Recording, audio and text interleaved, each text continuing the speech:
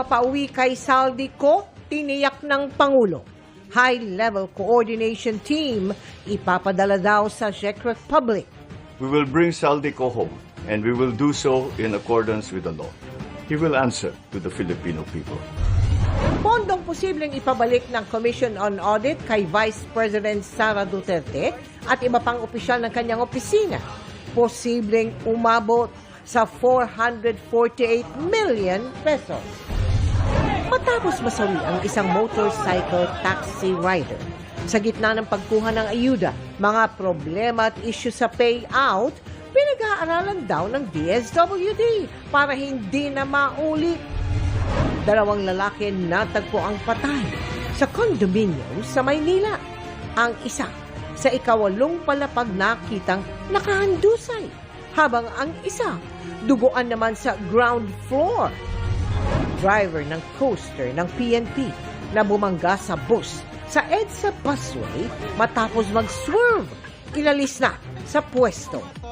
Humihingi po ako, sir, ng taus-pusong pasensya po sa nagawa kong kamalian.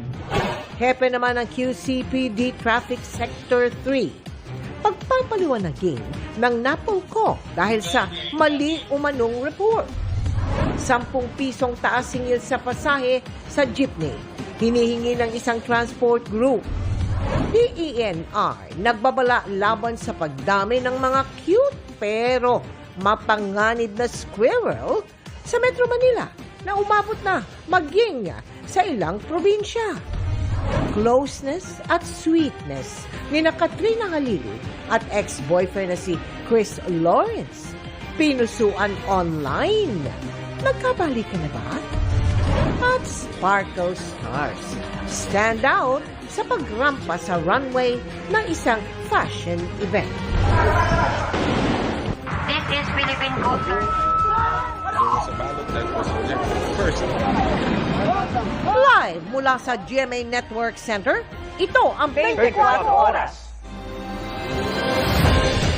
Magandang gabi po, Luzon, Visayas at Mindanao.